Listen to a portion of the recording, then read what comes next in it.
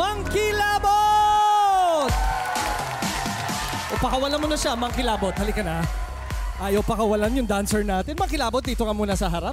Yan. Mass Universe, Judge Detectives, eto na.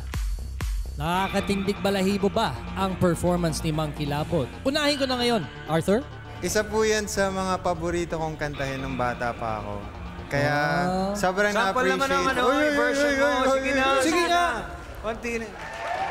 Someday, when I'm awfully low, when the world is cold, I will feel a glow just thinking of you, just the way you look tonight. Yeah!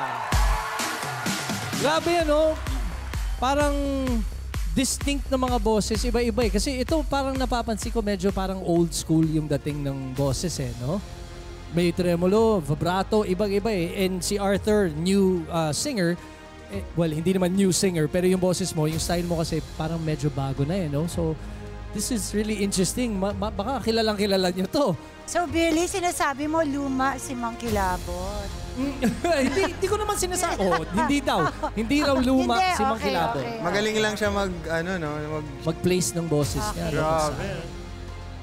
Sino ba hula mo, if ever? Nung una, bumulong ako kay Miss Pop. Sabi ko, feeling ko si Sir Martin. Pero sabi niya, Martin. Martin. Escudero? Kasi sobrang versatile, di ba? Professional. Iniba yung so boses. baka kaya niyang iba-ibahin yung boss. Tsaka pag si Sir Martin yan, hindi niya kayang hindi magsalita. Di ba, Miss Pops? Correct. Thank you. Hello, Pops. Ayun. Well, that was a waste of time. Mga ganon. Tahimik siya. Tahimik. So, hindi si Sir Martin yan. Pero yun na yung lumabas. Keep that as a question mark kahit pa paano, Martin. Martin Rivera. Okay. Nadine, ikaw naman?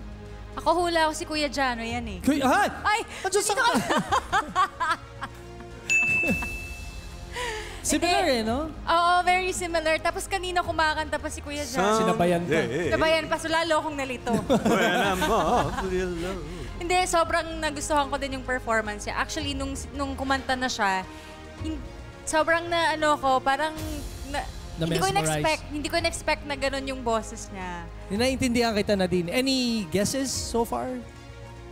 Wala, mahirap. Kayo ba? May guess ba kayo? Nagtanong na lang sa Mass Universe. Diba? Parang ang hirap nga kasi. Mahirap. Kuya Jano. Ibale, sagot ko na kayo. Wow! Sa tremolo, sa height, sa clues, pwede na rin. Ray PJ Abellana. Ray PJ Abellana. Ganyan ba Kaya- siya kumanta? Oo, ganyan siya. Kumakanta ba si PJ? Kumakanta yun. Abellana, yung buong pamilya, di ba? Kumakanta. Okay. Lagyan ko pa ng isa pang older naman. Kung older siya, si Anthony Castello. Anthony Castello. Yan. Pero Ray PJ ako. So, masang-ayon ka kay Ray. Ray PJ. Okay. Pero sa performance, ox na ox ka naman. Maganda, ang galing. Bagay na bagay yung kanta sa'yo. Miss Pops! Like what they said, no? I love his performance. I like na ang pinili niya is a classic song. Bagay nga ang kanyang boses. Napansin ko madami siyang vibrato. Madami siyang baong vibrato. Tanong ko lang sa ating Monkey Labot is, kanino mo kaya nakuha yung vibrato na yan?